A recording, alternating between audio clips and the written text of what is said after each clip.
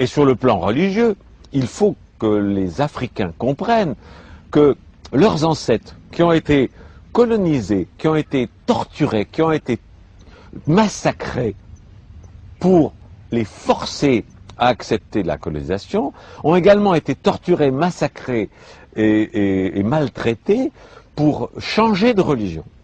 Les conversions au christianisme ont été faites par la force et par la violence.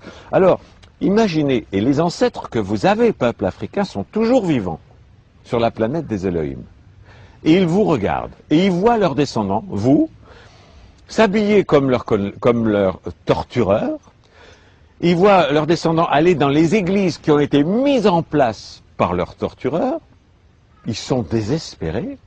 Si vous voulez retrouver la vérité qui est le culte de vos ancêtres, débaptisez-vous, apostasiez de la religion des colonisateurs, jetez les vêtements des colonisateurs, retrouvez les vêtements africains, retrouvez la culture africaine, retrouvez les religions d'avant la colonisation. Alors là, vos ancêtres vont vous regarder en étant fiers et en disant, tiens, finalement, nos descendants sont finalement indépendants. Pour l'instant, vous ne l'êtes pas. C'est des blagues. On vous fait croire à l'indépendance. Il y a un drapeau, il y a des... C'est des pantins, mais qui sont aux ordres des pouvoirs internationaux. Et vous le savez, en prenant un maximum d'argent qu'ils mettent sur des comptes en Suisse. Et en même temps, l'Afrique meurt de faim un peu partout. Le Vatican, s'il est tellement concerné par les pauvres et par la faim en Afrique et ailleurs, mais qui vendent le Vatican, et avec cet argent, il peut donner à manger à tout le monde.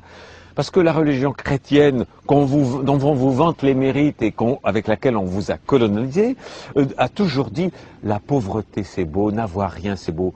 Ok, faites-le vous-même. Que le pape vende tout le Vatican, c'est une ville. Et avec l'argent, il y a de quoi nourrir tous les Africains pendant plus d'un siècle. Non, ils restent dans le luxe, mais dans les églises africaines, on continue de prêcher la pauvreté, l'humilité. Et c'est des blagues, c'est la suite de la colonisation.